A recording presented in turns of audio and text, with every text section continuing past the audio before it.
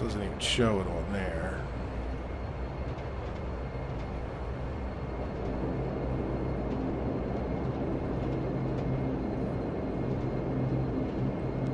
Sorry, I was trying not to crash. Now we're slowing down to nothing.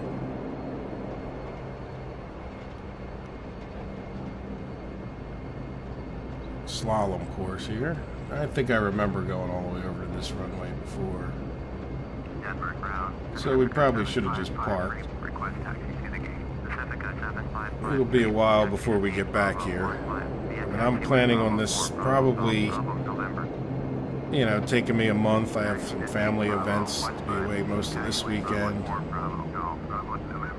So, you know, by the time the weather and the time of day and everything matches up, I certainly wouldn't be surprised if it's a month before I get back here. Yeah, so they're really not showing me where runway 7 is on this. No, we're going to bypass this one because we're going too fast. Let's hit the brakes. This plane will slow down and stop and turn. See how it's just whipping that nose around? Like burning off half our fuel just getting there, but hopefully we'll have enough.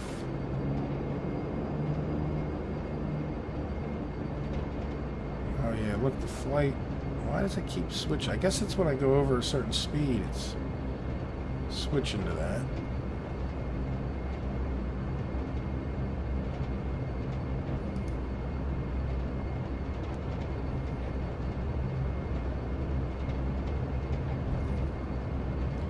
And when we get out there, I will momentarily pause the recording because I don't want the length of each segment to get to be too long. So I find that the potential for disaster is greatly increased in the recording industry if all of your tape is in one single shot. Where if I stop it and I'm not dealing with absolutely massive files, things are a lot easier in every next step. And a little bit of splice, sometimes I can make it happen so you guys don't even know it happened. You'd have to be very specifically looking for it to even notice it. And if you blinked, you'd miss it, kind of thing.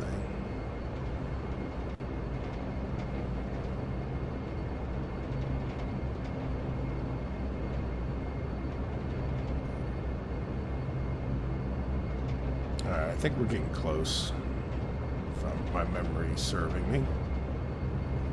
Go look at what our next step is. Contact tower, taxi lights, warning lights. Yeah, I like having a checklist. There is something, let's see where if I was a real pilot, my butt was actually really going to go up in the air.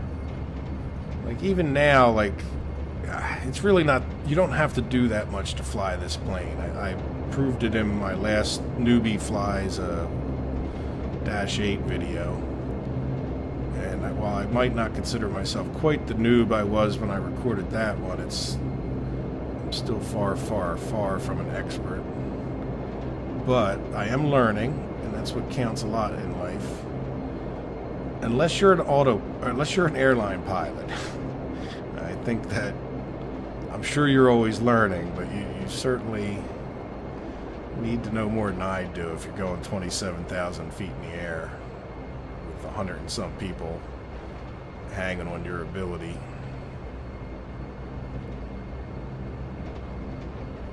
And again, I think on a clear sunny day, I don't think it would be so bad with no winds, but that's not why they get paid the big bucks. It's coming down in the crap that I've learned real quickly. You can start getting really confident in your abilities. And speaking of which, I think one of the bigger things that I didn't do, if you guys watched the first video in this Around the World, which wasn't much about Around the World, and you saw the end with the landing, I should have just pulled and done a go-around. I mean, that wind just switched right around on me like you wouldn't believe. And, you know, never having experienced it, and maybe that's normal, maybe it's not. It could have just been a computer glitch kind of thing. And, you know, with the suddenness of an update from, you know, from a what do you call it?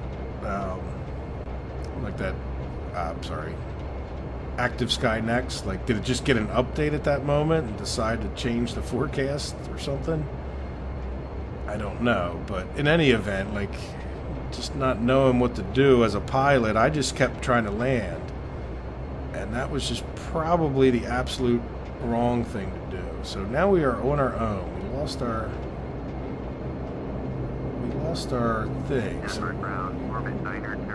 saying we want to go from B4. Oh, look, I see B4 up ahead. Or was I on B4?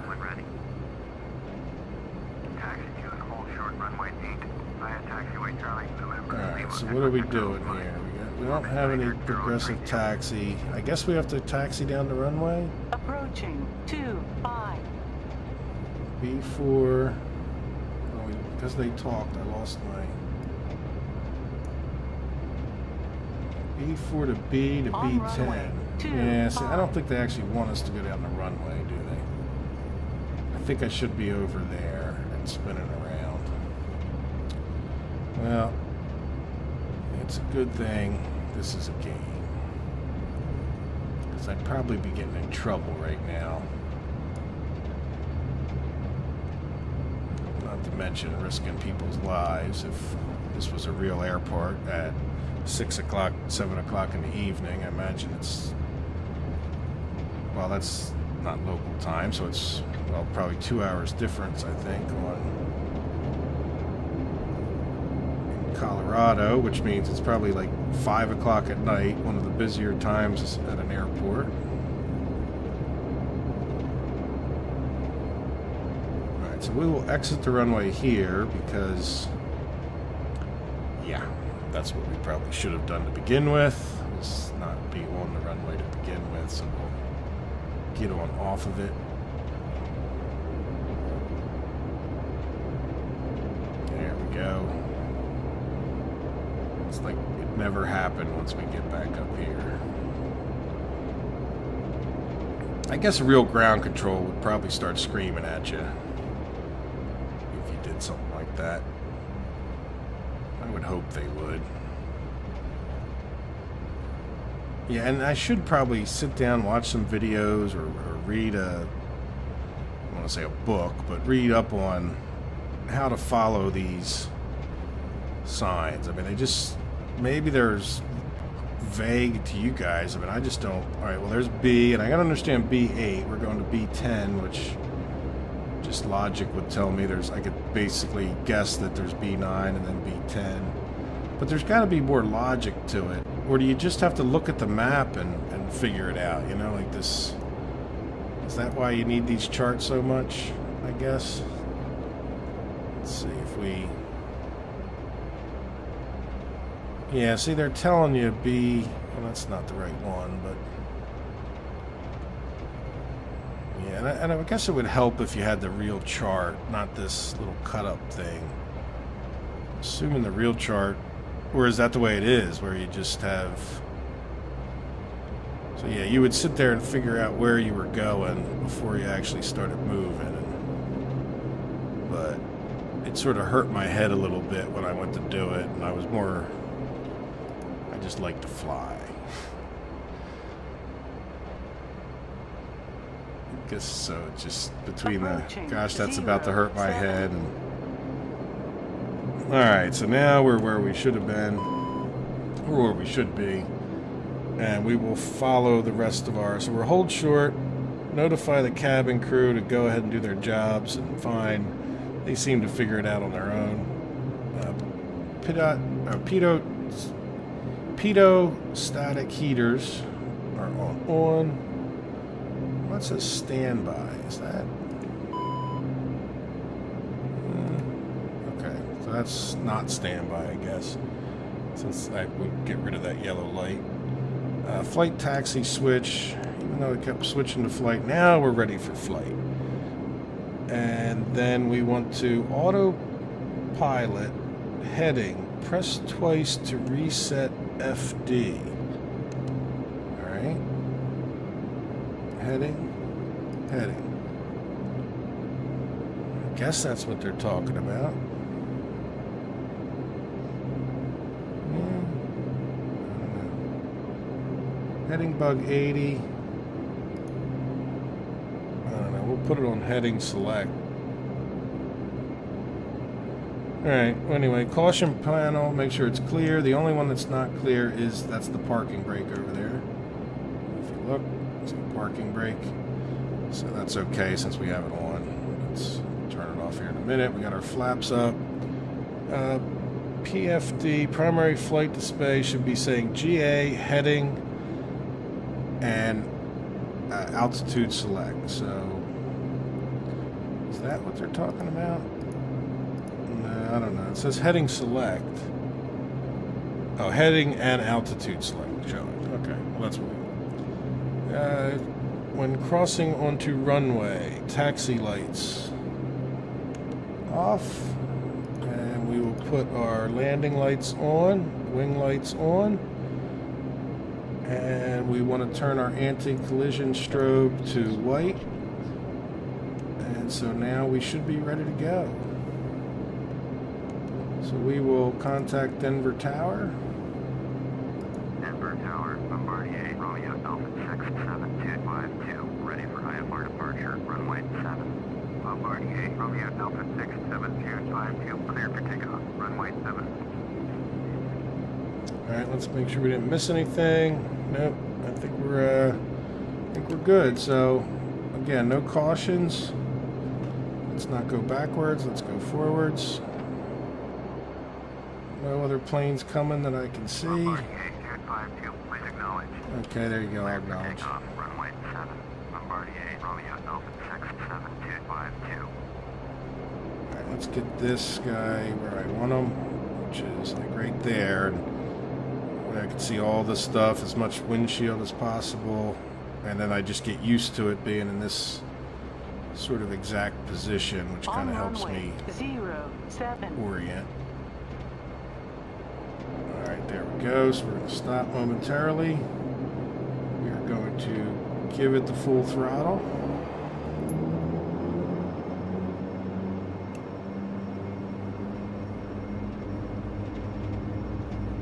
A/F arm. I'm not sure why that is, but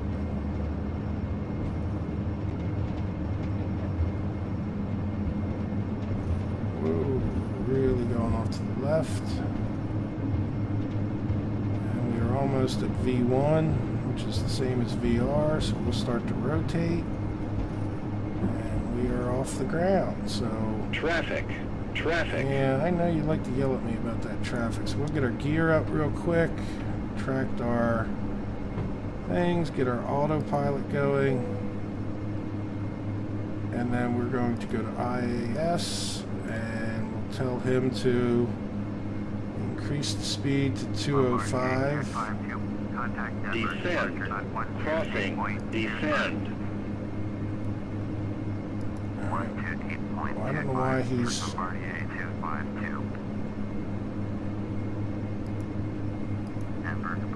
Yeah, I don't understand that descend thing there. Oh, because look, we got traffic crossing it.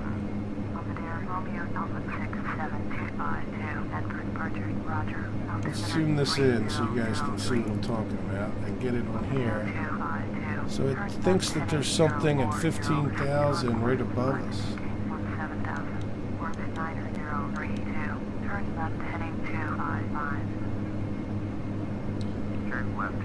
So 140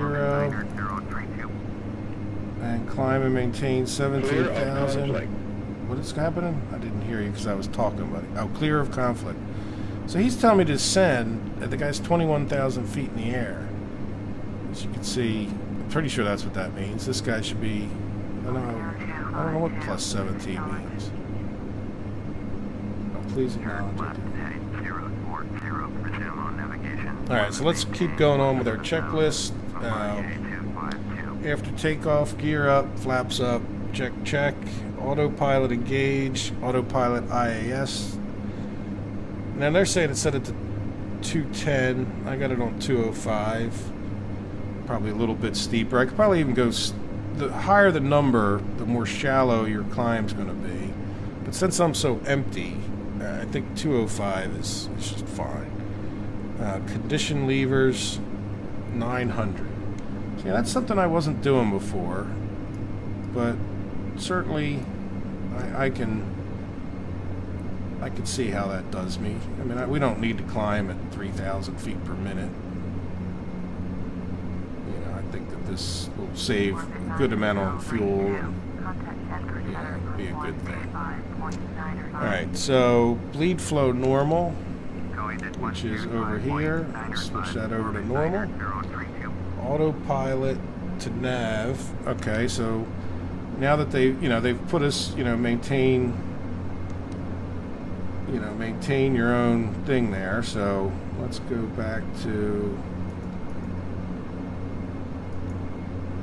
oh yeah, why have we got,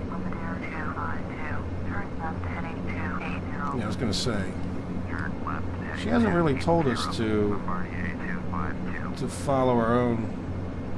Well, she does say proceed on course, but she hasn't really told us to resume our own navigation. I'm not sure if, I bet you proceed on course means the same thing. So how far off? We're 5 miles off of our course, which is a bit of a pain. Let's zoom this back in so you guys can see what I'm talking about over here.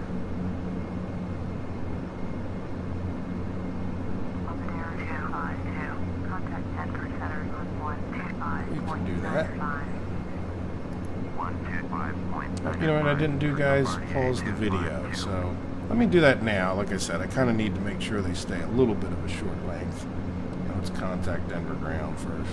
Denver Center, Bombardier, Romeo Alpha 67252, is climbing through 12,800, 417,000. Bombardier, Romeo Alpha 67252, Denver Center, Roger, altimeter 3004. Might as well change that a bit. Bombardier 252, contact Denver departure on 128.25. And then we get another handoff. Bombardier 252.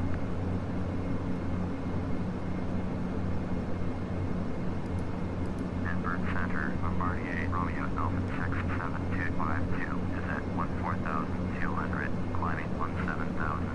Bombardier, Romeo Alpha 67252, Denver Center, Roger, altimeter 3003. Pacifica 7154, traffic at 4 o'clock, 4 miles, at flight level 201, Boeing 737, report them in sight. Okay, guys, we got done my little pause there. Like I said, may have not have even noticed it if I did well in editing. And what I'm going to let it do, where'd my mouse go? There it is. Since we're heading back on course, I'd just soon head the way we are. And we'll get a little bit closer. Otherwise, he's probably going to turn us, real close into that course. So, might as well head somewhat in the right direction. Resume on navigation. Orbit 90032.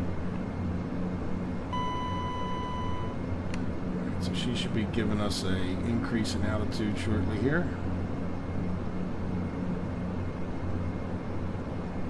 Get within 300 feet of 17,000, assuming she's not talking her butt off to somebody else at the time.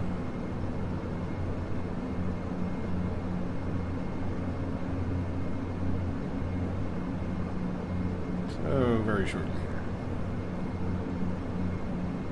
Come on, lady. Bombardier Yep, there you 252. go. Climb and maintain flight level 270. I guess we got a guy now. Climb and maintain flight level 270. Bombardier 252. And we'll come back to this. There we go. And we acknowledged him. Let's hit altitude select. So we're going to stop when we get there. And there we go. So now I will come over here and hit nav. If you watch, he'll probably turn us. Yeah, see, he's very serious about getting. Turn right, heading 310. Resume on navigation. Me and the flight guy were thinking the same thing. So I will acknowledge the instruction, but we'll just let the plane take over from there. And he's even bringing us back around to line up at the next point. So if we want to take a look where we're at with all of that, we need to close this. This is in the way. We'll come over here to flight plan. There we are. So climb and maintain flight level 340. Climb and maintain flight level 340. Orbit 90032. close that. We'll put this back up there. And I'll probably also, oops, increase the range. Now, the one thing I do like to put up on here, close that again, is I like this performance. Oh, it's fuel on board. What's going on with that? Ice detected. Oops. Let's go get some ice stuff on. I just put all this stuff on if somebody knows what to do with it. I'm not sure what you're supposed to do with this. You know, airframe, this seems to be off. Do we just put this to there? That's what I usually do. The rest of them all seem to, like, if you wanted to do a certain thing, like, you know, you want to hit this part of the plane or that part of the plane. Orbit 514 contact Denver Center on 133.9. So fuel on board, what is going on with that? Going at 133.905, orbit 514. Orbit 90032, contact Denver Center on 128.65. 128.65 for orbit 90032. Yeah, well, turning the props down definitely takes you a while longer to get up there, but I'm sure it's better in some ways. So we have 887 miles to go. And I imagine, I don't know if that's the air distance or whether that's the actual ground distance. Like, is that point to point or is that following this route? I guess if I was energetic enough, I could probably add up all of these distances and figure it out, but yeah. We're going to get there when we get there. And now that we got all that out of the way, let's take a look at the scenery. I have to say that the FTX flight train, is that what it's called? Full train. Those add-ons are nice. They're a bit pricey. I think if you're going to play it enough and you get the enjoyment out of it, it's probably worth it if you have, you know, to get the full thing, which is, you know, you need actually 4 pieces. But the global base, the global LC, the global vector base, the LC adds like different things, like, you know, the other two like do the general scenery, so makes an overall improvement to the whole world. The mesh, I've learned, is actually what the ground is built on, so it's like the altitude of the mountains, and the difference in, you know, different meshes can add a lot to the look of things, because, you know, when you're looking at this mountain over here, see how it, you know, here, let me get the cursor, the shape is, you know, every so many feet they put a marker, you know, it's like a big piece of graph paper, and the tighter the graph is, the more realistic it would look. Obviously there's some issues with performance at that point, but yeah. So anyway, so, you know, if you have a good mesh, it makes all of the other graphic stuff that you do, you know, look better. Now you do have to watch out, because there's certain things happen to airports and stuff like that. If apparently all the default FSX airports are level, you know, they don't, and then if you put a real mesh in there, it can throw off like ILSs and things like that. So there's just so many mods out there for this game. It's been around for so long, and it's enjoyed by so many people, and guys have put a lot of effort into mods, and I think it's just incredible when you see some of the cockpits that guys build, and, you know, it's certainly a dedication to a single game that I've never had. You know, I spend a fair amount of money on gaming and computers every year, but nothing like that.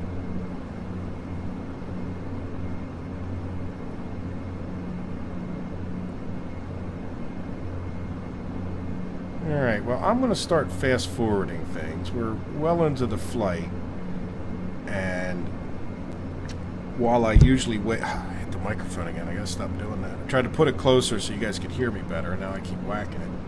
So hopefully that sound wasn't too bad in your ears. But anyway, I'm going to start fast forwarding at this point, and I will see you as we get probably in the neighborhood of 100 miles, nautical miles away from Seattle.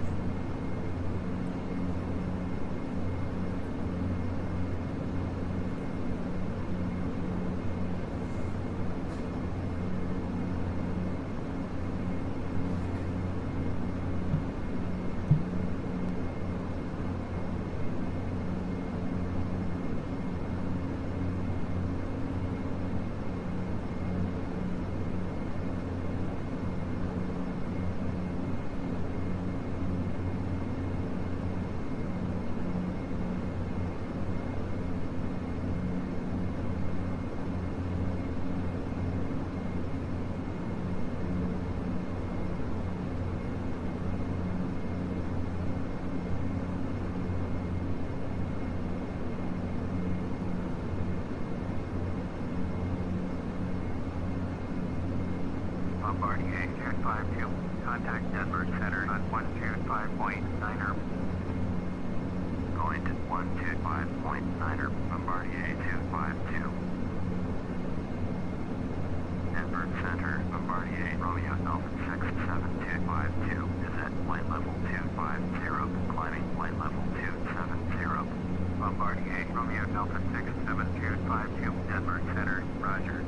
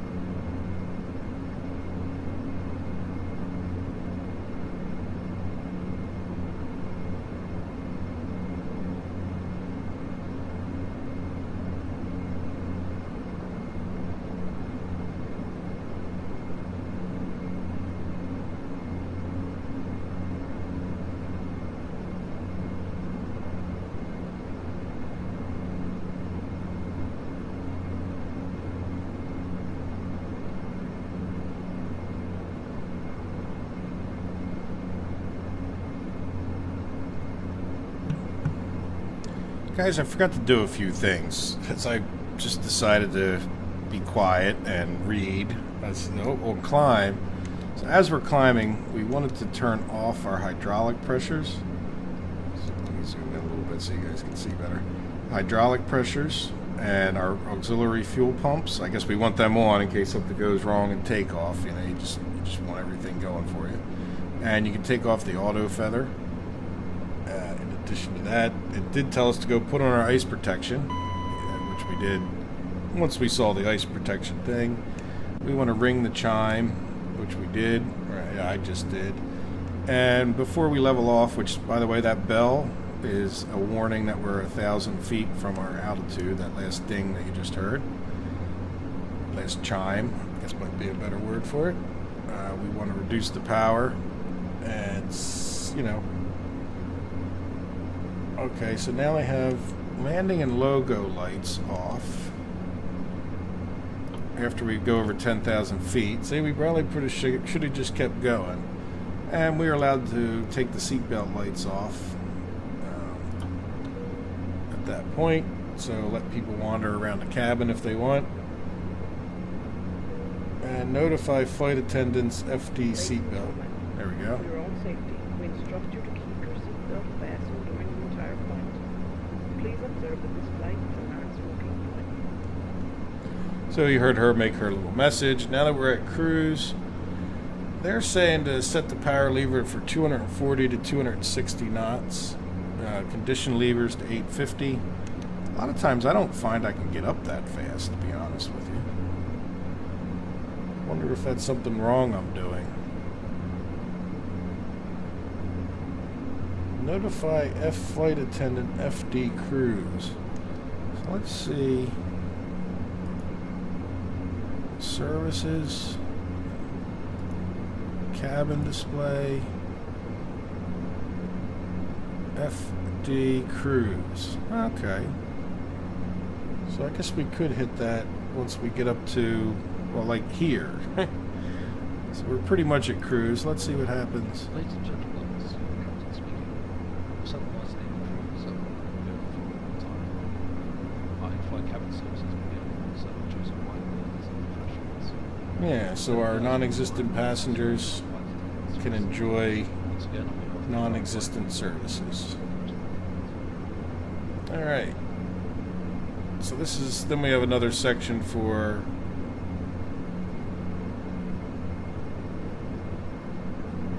VNav if you need to set up a holding pattern or if you're going marker to marker, I guess. And then 3 times table for descent planning. So I'm not going to worry about that too much. I'll just descend when they tell me to at that point. And so this is our descent checklist, which again, now we're to the point we should have been at. Let me take this back to performance. So yeah, I'm not sure what's going on with this fuel on board. Why is it going back up now? And, you know, so there's something wrong. I guess I had to put in all the other numbers, but whatever. Not going to worry about that too much right now. Now, what is this?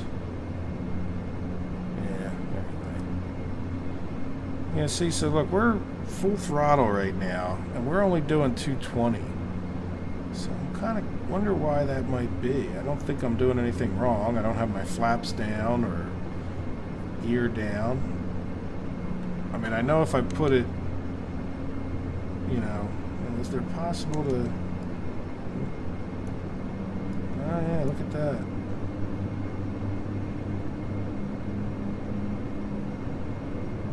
So maybe it's the limit of my joystick.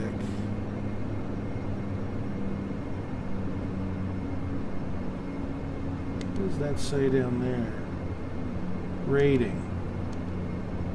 Okay, well, let's bring this back to 850, which is part of the instruction.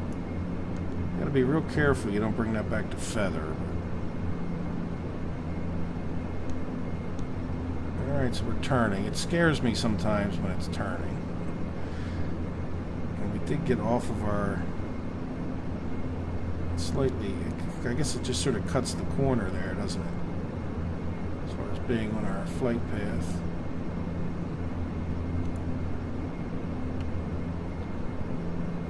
Yeah, so we are gaining some speed at 850 and full throttles. I'm not sure, you know, if there's something we're not doing right to get up to, you know, 240.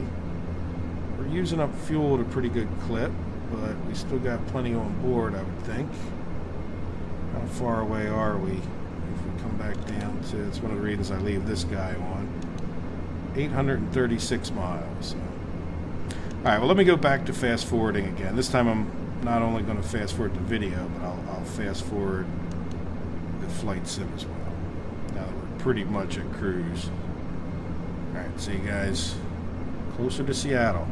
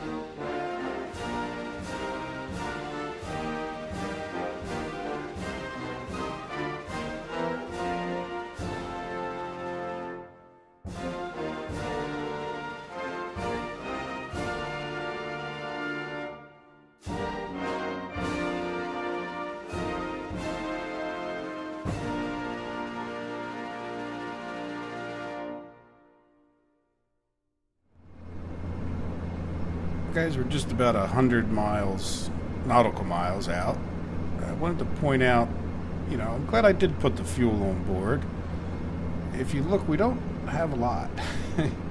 You know, we've got 1,400. Now, we're pretty close, and we'll be descending, so that should help, you know, buy us some time, so to speak. We're still doing 4 times the speed, but I turned back our speed from that 235 because, you know, and I actually made it to where this number, the range, I guess that's the range left once we get to Seattle, was not increasing or decreasing. So by not decreasing, in some ways, that gives us 100 extra miles when we get there, which should be enough. But I do think we cut it a little bit too close when it came to, you know, to the fuel on this flight, to be honest with you. Which is good to know. It's all learning experience.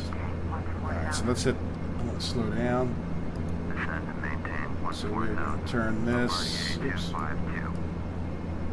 So we will take this. They're saying go to 1800 and then set the fuel knob for the fuel control to be doing 230. But I want to set it so we kind of hold what we are doing, not speed up too much. 220 is fine. So yeah, I'm curious. Okay, see, so when we cut back on the throttles, instantly we get more range because if we had the throttle set this the whole way. So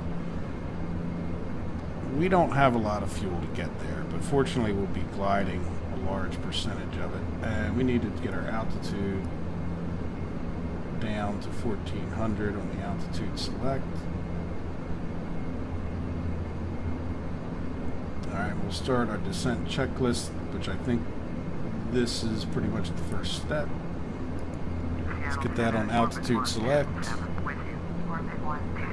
Autopilot VS. Yeah, so we set that VS to 1800. And then power lever to, you know, 230. We're doing 226. It is going up ever so slowly, so maybe we'll just knock it down another couple and see what happens. Again, conserve a little fuel at this moment wouldn't be a bad thing. We're not burning it up very fast, so we should be in good shape. But we'll see. Alright, so then let's see what else we have. At less than 10,000 feet, make sure you set both of the altimeters. Do we have a recent altimeter reading anywhere on here? No, so let's go to our add-ons, active sky weather, which we haven't even opened. Current active weather is going to be, this is on the ground of course, but 303, so there it is right there. So yeah, our barometer pressure is setting as fine. Let's see, what's the next thing? This is below 10,000 feet, but external lights on, seatbelt signs on, ice protection set. Ice protection is set.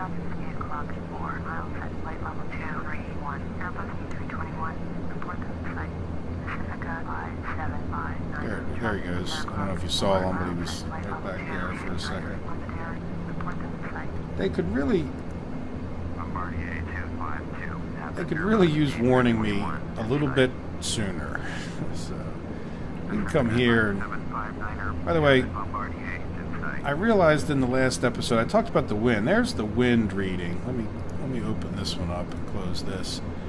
You know, the wind reading shows up right here, so I was trying to point that out when it switched direction. So if you guys didn't know that, go back and watch the video. If you happen to watch the last video, you'll see what happened on the landing with the wind changing.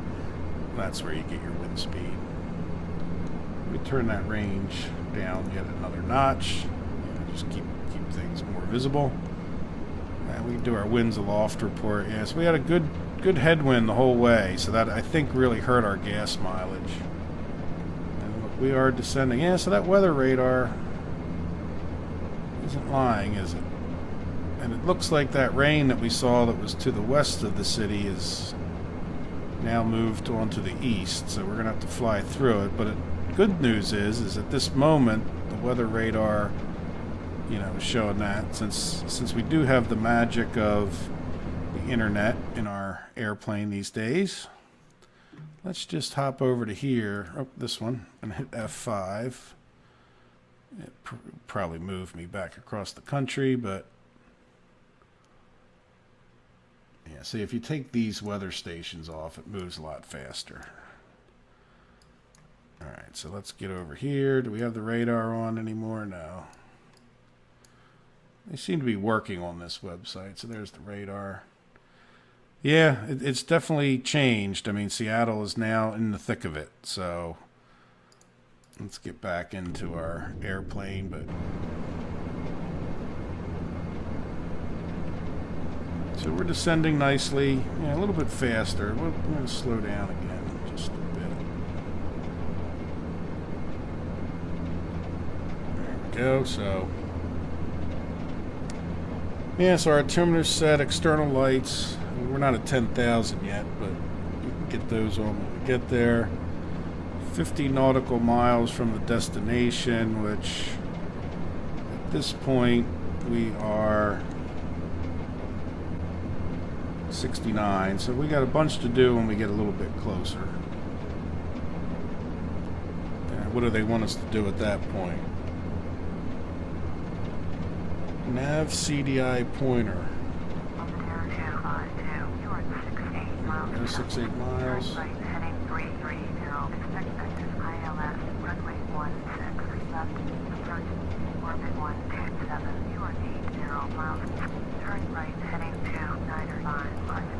So we'll switch from nav to heading. And there we go, turning. Now, one of the things I like to do, it doesn't say on the checklist, is come and open this guy back up and do direct to destination, and then we'll type in KSEA and hit enter, and then we come back to performance because I'm curious about that. So anyway, so what that did for us, if you see here, and let's get rid of this guy. If you see here, now we have the direct distance to KSEA, and you know, we're 64 miles out, but it also, we don't need those waypoints if we're not going to follow them. And then another thing we want to do when we get this is to switch this nav source over to nav 1. So we go to the blue needles. Oh yeah, I know. You were talking, I would have acknowledged it earlier, then I forgot. Alright, so now what we want to do is go back to our kneeboard briefing. Come to... Alright, there we go. So she wants us to contact them. So we're coming in on 16L. 16 left. Now we're contacting Seattle Center. And 16L is 1030 on the VOR.